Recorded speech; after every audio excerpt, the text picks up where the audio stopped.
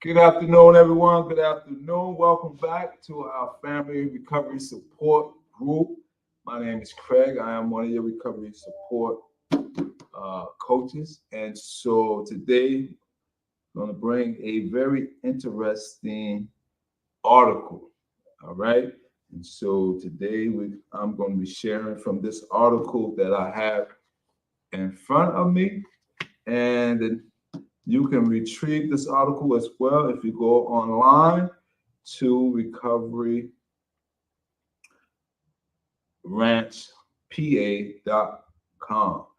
Also, this month is alcohol, alcohol and drug awareness month, addiction awareness month.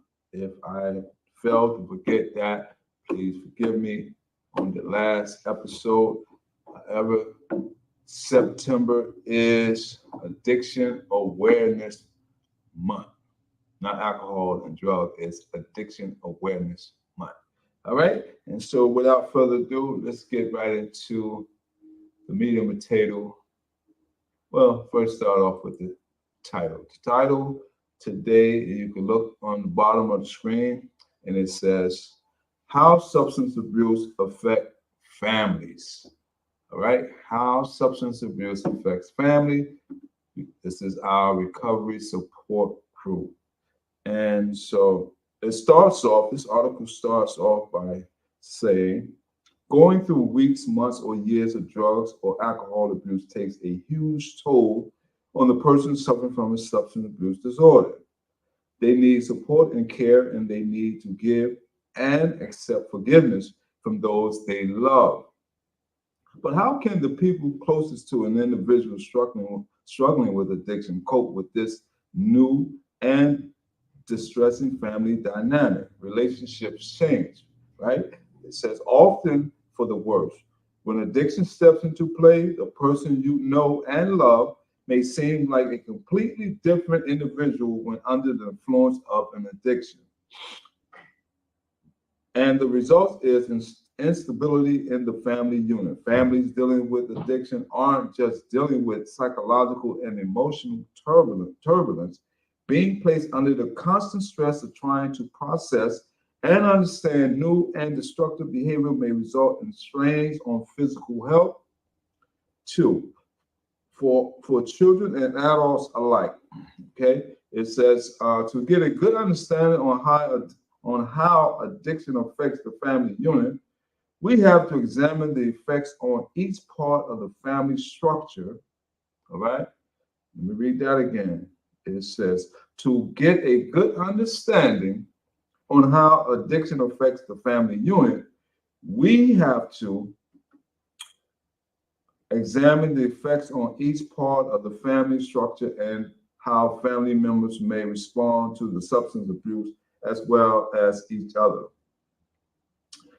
All right, it says family politics are always complicated, but addiction increases the complexities of relationships far beyond what most people know how to deal with. All right, and so not only the person that's being affected, but also everyone in the family unit.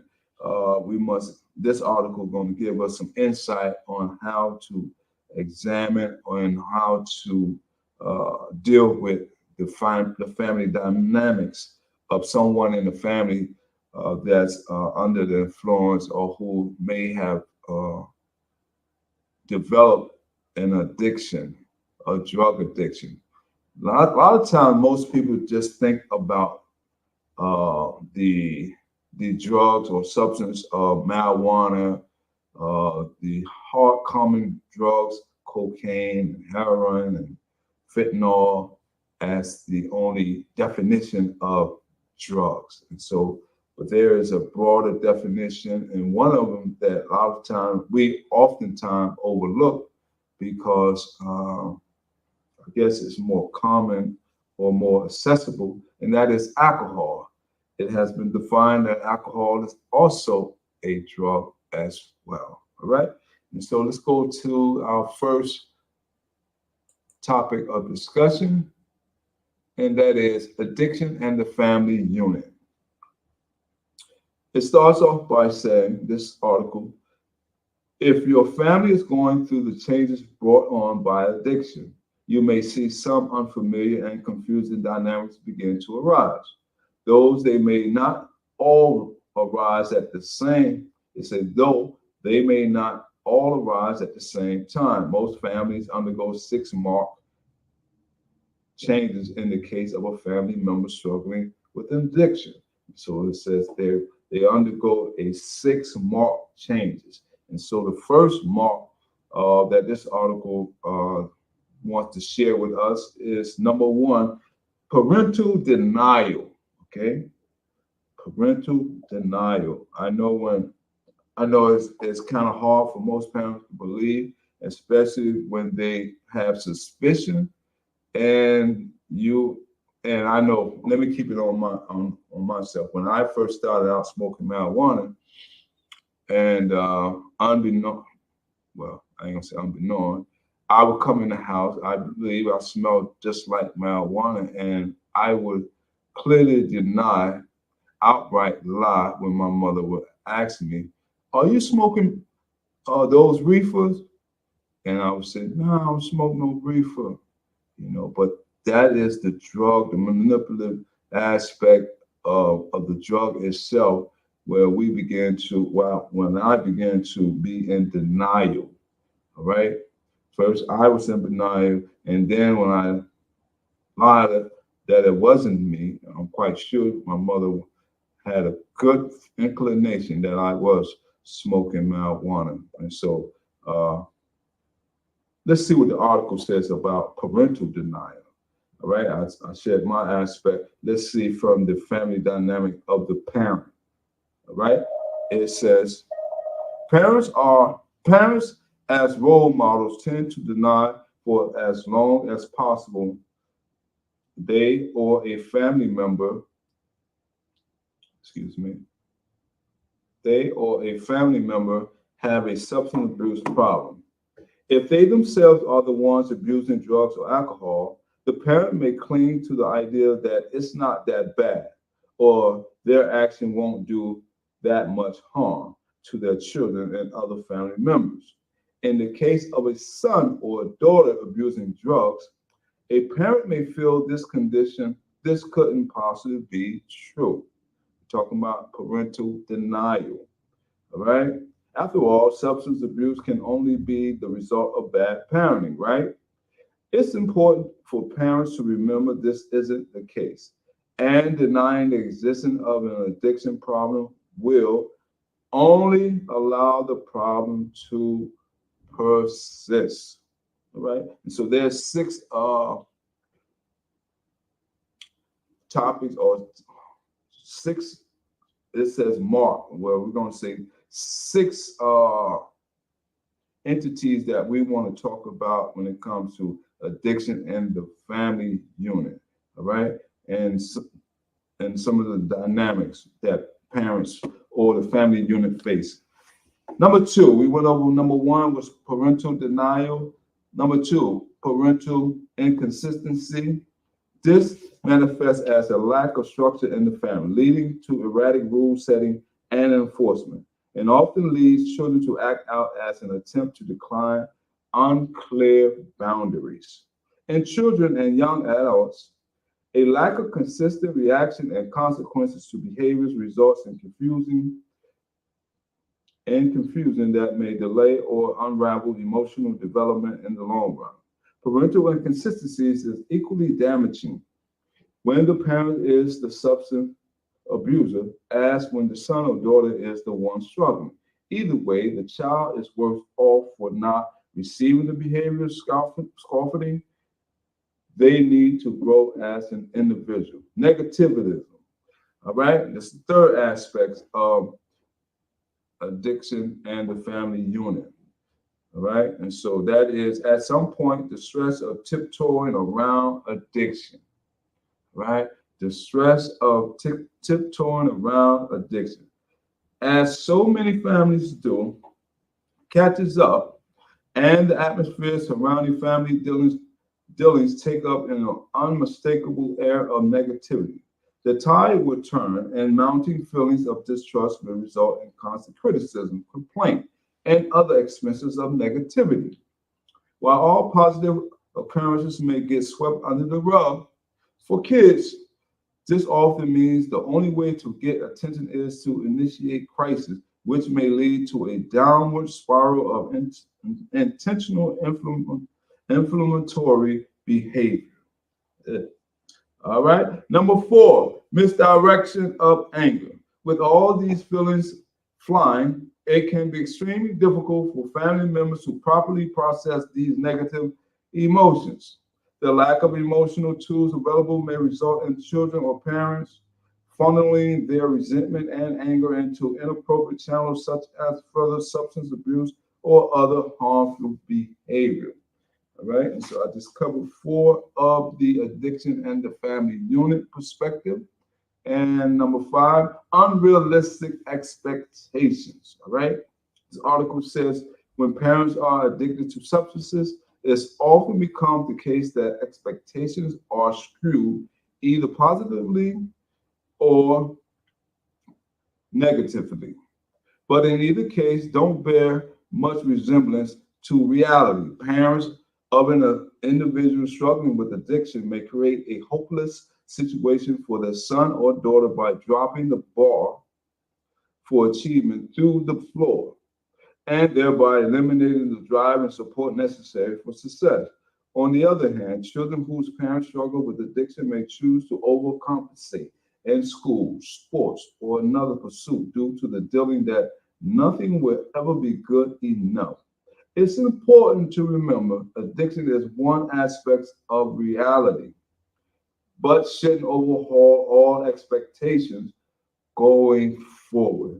And lastly, number six, we're still talking about the addiction and the family unit, different perspective in this, and we covered five thus far. The first one was parental denial. Second one was parental inconsistency. Third was negativism. Four, misdirection of anger. And number five, I just read and shared was unrealistic expectation. All right, number six talks about self-medication. This is a big one. This is a big one, but I have some thoughts on that. However, I want to see what the article says. All right, and that is all the dynamics listed above can prove overwhelming to any family, even in the best of circumstances. An unfortunate fact is when people deal with extended periods of stress, depression, and anxiety may arise as a natural consequence. Sadly, many individuals choose to treat this natural symptom by unnatural means, often more drugs or alcohol. What began as an isolated case of substance abuse in a family may spread more quickly than most would like to admit. In fact, people whose parents struggle with addiction are 3 to 4 times more likely to deal with addiction themselves. Let me read that again, because I think that is worth repeating or reading. It says, this article says, in fact, people whose parents struggle with addiction are 3 to 4 times more likely to deal with addiction themselves. That's why it's so vital to enlist the help of a substance abuse and addiction expert, okay, to help get your family back on track once addiction starts rearing its head. All right. And so I think when we talk about family unit, I don't think no one is exempt from getting involved in the addiction, whether it be the parent or when I say get involved, I mean getting help in the process of getting a loved one healthier, and that it doesn't exempt a parent or the child. I think we all, if we are in that cycle of addiction, should seek professional expertise. All right. And so we always suggest that. And so I think because I am someone with an addiction and I had to go through the process of learning about my addiction and what were some of the things that uh, I, what were some of the things uh, that I could identify for the reason why I was using drugs. And so a lot of it I learned about some of the uh, some of the I want to get it right. I had to identify some of the mechanism or some of the triggers or cravings and urges that I was dealing with. But later on, I understand that it went a little deeper, and that was through the trauma aspect of whether I witnessed it single-handedly or I witnessed it just by visualizing. And so that is something that I believe some underlying issues that we may be dealing with, and that if we don't address that aspect of our addiction or our behavioral process, then we may uh, be doing ourselves a disservice. All right, so the next topic of discussion I want to share with everyone, and that is how families can recover together. Okay? As complex as addiction is for one person, things get even murkier when the family unit is involved. Though many families have basic tools for coming together and working things out on a normal basis, most have no clue how to proceed when addiction is in place. This is primarily because addiction and its subsequent behavior patterns completely defy rationality. Most people approach family matters with the mind that family is the highest rung on the priority ladder, but addiction turns that notion on its head. Chemical dependency happens when the brain's reward circuitry is overloaded multiple times by drugs or alcohol. These substances cause so much activity in the areas of the brain that processes rewards that normal and necessary stimuli, such as eating, drinking, sleeping, and socializing, take a back seat to drug abuse when it comes to prioritizing. Okay? All right. And so I'm a witness. I know that through experience. And so I won't add to that. Let that speak for itself. This article goes further to state, for this reason, it's incredibly difficult to get to a family member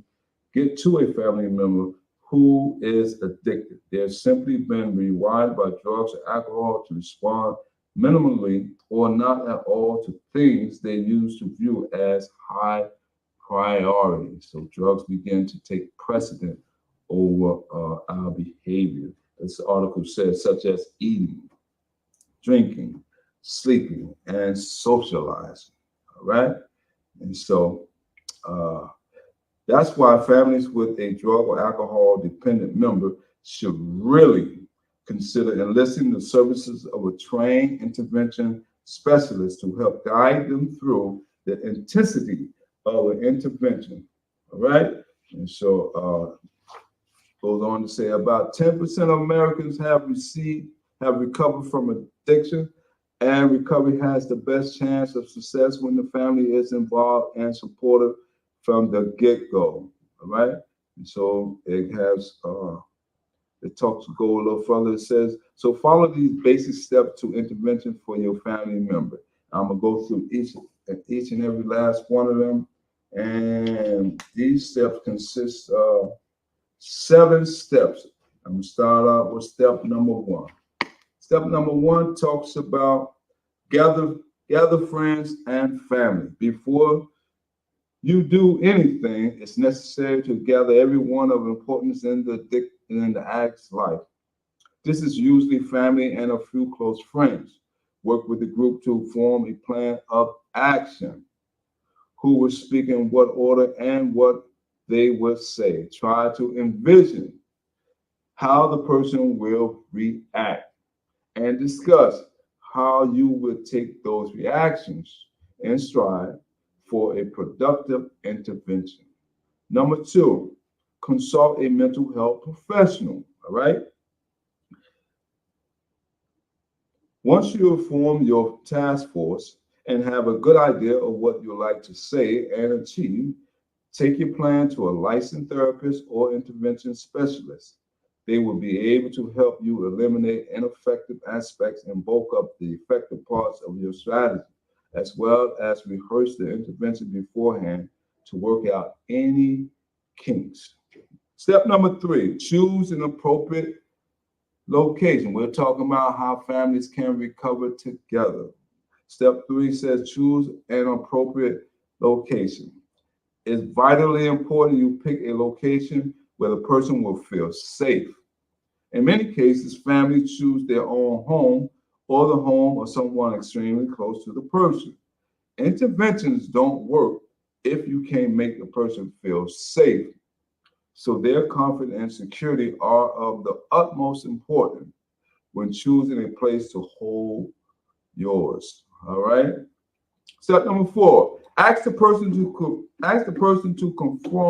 confirm there's a problem. All right. So one of the things, first step I've learned, first step to recovery is admitting that you have a problem, that I have a problem. All right. And that is the first step towards recovery, by recognizing that I can't do it on my own. This stuff is really getting the best of me. It's getting out of control. It's causing grave consequences. So I need to work on getting some help immediately. Okay. And so it said, ask a person to confirm there's a problem. The whole point of an intervention is to get the subject to admit there's a problem with their continued substance abuse. The mistake many groups make is trying to force accusation onto the person they're trying to help. Even if the group is right about what they're saying, the goal is to work with the person the intervention is aimed at. You don't want to back them into a corner and force a confession, right? Instead, you want to show them admitting to their problem, right? Admitting to their problem is beneficial to the family as a whole, including themselves, all right? Step number five, present meaningful consequences. Denial is a powerful integral aspect of addiction. That means individuals will continue their destructive behavior even in spite of the natural consequences. Wow. Interventions are meant to jolt the person out of their addictive fog and back into rationality. You can do this by coming up with a list of fair and significant consequences you and the group will implement if the person continues on their current path of substance abuse. For an example, a partner or spouse might make it known if the substance abuse continues, the person will forfeit their right to visitation or custody of their child, right? Step number six, go on to say, offer immediate, not tomorrow, not later, not next week. Offer immediate treatment, all right? Immediate treatment. The end goal of an intervention is to get the person to accept treatment. Even if they admit to their addiction, they may not want to go to rehab. Okay? So having a plan in hand to present can greatly boost your chances of getting through to your family member. Contact a reputable drug and alcohol rehab center and get the specifics on their drug and alcohol rehab programs so you can answer all the questions your loved ones has without giving them the time to reconsider and back out of the treatment they need. All right. So be proactive. This article is talking about being proactive, not reacting, but being proactive. All right. And step number 7, end on a positive note. All right. We want to end on a positive note. If we want to help our loved ones, all right, recover. And it says, it may be difficult to retain positivity when you're in the process of an intervention, but it's still a very important aspect of fostering successful recovery. Take the time to verbally reinforce the group support of the addicted person and make sure they really understand how proud you are they're making hard decisions and taking tough steps that will eventually lead to a happy and healthy family life. All right. And so that is 7 steps that I just covered that deals with how families can recover together. The next topic of discussion, and that is families participating in treatment. A single look at most substance abuse counseling programs will tell you there's one thing missing from the equation for success: family involvement. Okay? The ranch, all right, and so it says, one must understand removing an individual from their family for an extended period of time is more likely to hurt than help the recovery process. So the substance abuse treatment program embraces, right? The substance abuse treatment program embraces the participation of families and the individual treatment through a number of integrated program features. Next, we want to talk about, I hope this is some vital information that one can utilize if they have a loved one or a friend that's in the stages of addiction, all right? Next topic of discussion, updates and interaction, all right? It says, it's stressful on everyone to be deprived of contact with family members. So clients in treatment have the option to have regular updates on therapy progress sent directly to their family. When the family knows about progress and changes in treatment, it makes it easier to grow and adjust with the process so everyone on the same page of recovery. The program even encourages family interaction through regular phone calls, on-site visits, and special events. All right. That's the aspect of updates and interaction while your loved ones in recovery. Getting the family involved, that's the whole gist of this article. And it says, the title is How Substance Abuse Affect Families. All right. And this is our recovery support group. Next, we want to talk about Family Day. All right. Family Day. So I think if most facilities have what they call family days, right? And so that is something, whether you can do that once they come out of rehab or if the facility is offering that as well. And then we want to cover family counseling. Just as therapy is necessary for addicted individuals to unpack and understand their substance abuse baggage, it's essential for families in order to understand the changes in their lives and how to move forward in a healthy and constructive manner, right? It says by bringing families to their loved ones in treatment is a uniquely inclusive environment where individuals can recover with the ongoing support of their families. Family therapy encourages each member of the unit to speak up about concerns they may not otherwise feel safe or properly equipped to voice. Though it isn't without its share of painful moments and tension, laying everything out on the table with guidance of a clinical professional is the surest way forward for a family torn apart by drug abuse and addiction. So this article expressed that family counsel is vital. Should be something that we embrace as a family so that we can get a better understanding on the process and the progress that the family or loved one is making, all right, while in treatment. And hopefully there is a continual after plan. And so that will consist of recovery together, all right? Addiction is a disease that often goes hand in hand with isolation.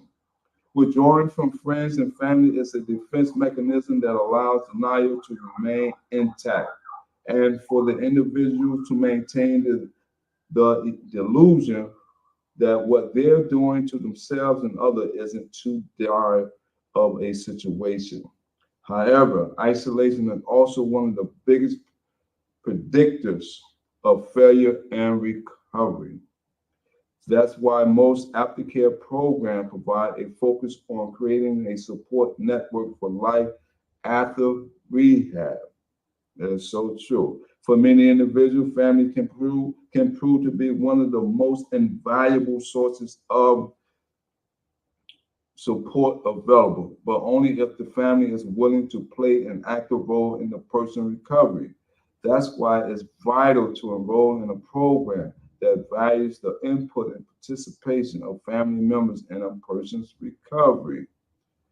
Ultimately, the ultimate goal is to help you and your family find your way to recovery together through family therapy and activities that encourage family bonding and continual education. If you're ready to take the next steps to beating your addiction, it's time to make the call. All right. And so that is it for us on this week, dealing with family issues, dealing with addiction. As the title says, how substance abuse affects the family. And so we just covered a great deal on different avenues. And so if you know someone who is struggling with alcohol addiction, drug addiction, please encourage them to get immediate help. All right. And so this article makes mention about interventions and strategies and ways how we all can come together and find out a best plan for the individual. All right. And so I hope this information has been helpful. And if so, please tune on to us next week as we come on every 5:30 on Tuesday afternoon, and we share volumes of information like these. All right. Until the next time, take care. Stay safe. My name is Craig. I'll see you on the next one.